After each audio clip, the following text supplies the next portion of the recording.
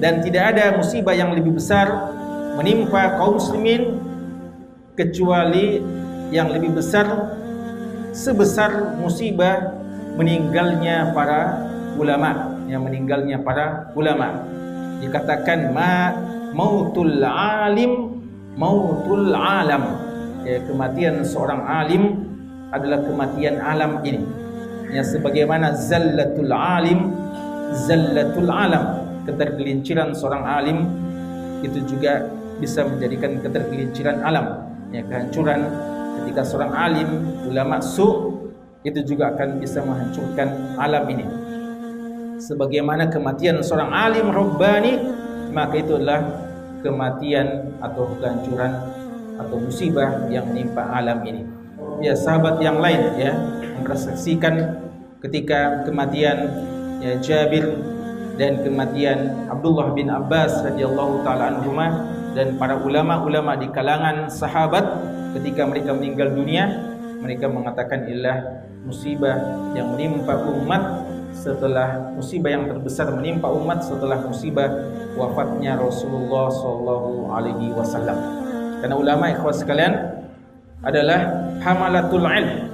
Mereka itu pemikul, pembawa risalah ilmu, dan kita ketahui ilmu itu adalah satu kebutuhan yang penting dan mendesak, dibutuhkan setiap harinya, lebih dari kebutuhan terhadap makan dan minum. Ialah kebutuhan yang setiap saat, setiap waktunya. Maka ketika para alim rabbani telah meninggal dunia, orang akan mencari alim-alim yang lain. Ya, karena memang sudah merupakan kebutuhan, persoalan tidak akan pernah berhenti.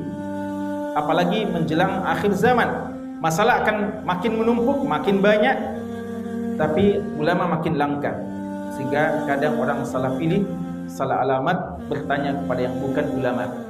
Ilmu ini terangkat tidak dengan dicabutnya ilmu itu dari hati-hati atau dari para manusia yang berilmu, tapi ilmu itu diangkat dengan mewafatkan orang yang memiliki ilmu tersebut.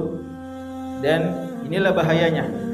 Kalau seorang kaya meninggal dunia, hartanya bisa dibagi-bagi, ada warisannya.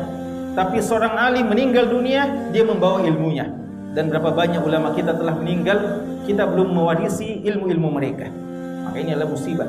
Oleh karenanya kata Nabi SAW, ketika mereka sudah meninggal dunia dan masalah makin banyak, maka mereka pada di dalam yabqa alimun, tidak ada lagi alim, orang akan mengangkat pemimpin-pemimpin yang bodoh atau orang-orang yang berlagak sebagai alim. Ar-rawabit ya, ar-ruwaibidah ya, dalam hadis Ibnu Majah dikatakan ar-ruwaibidah, orang-orang yang berani berfatwa padahal mereka tidak berilmu. Pada saat itulah kata Nabi sallallahu alaihi wasallam, mereka ditanya maka mereka berani juga berfatwa, fa'aftau bi ghairi ilm.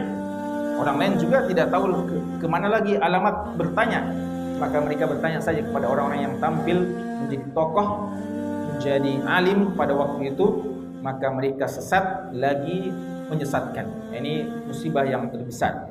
Ya, kata Imam Syafi'i rahimahullah taala, kalau kita salah tanya kepada seorang dokter, salah berikan resep, maka bahayanya bahaya duniawi saja. Ya, mungkin penyakit kita bertambah parah, dan paling bahayanya adalah kita mati seketika karena salah resep. Tapi belum tentu masalah di akhirat kelak.